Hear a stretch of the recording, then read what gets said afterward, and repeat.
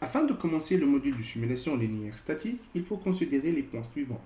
Le premier point est que le modèle du matériau doit être linéaire. Le deuxième point, que la déformation du modèle doit être petite, généralement moins de 12% de dimension globale du système, et que le charge externe doit être statique, c'est-à-dire qu'il ne change pas au cours du temps.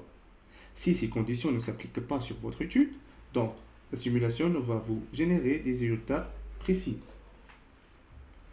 Pour la première condition, et pour que le modèle de matériau sera linéaire, il faut qu'il suive la loi de Hooke, c'est-à-dire la force est proportionnelle au déplacement, comme on voit dans cet exemple.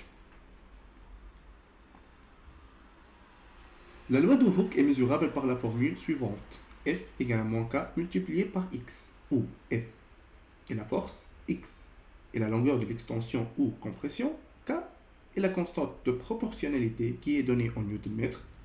Sa valeur est non seulement constituée du type de matériau élastique pris en considération, mais aussi de ses dimensions et de sa forme. La deuxième condition est que la déformation doit être négligeable par rapport à la taille globale du module quand on voit dans ces deux images. Le dernier point est que les charges doivent être statiques, c'est-à-dire qu'ils ne varient pas au cours du temps et qu'ils seront appliqués d'une façon progressive et pas brusquement, comme les forces et la pression, mais pas pour les vibrations aléatoires et les chocs.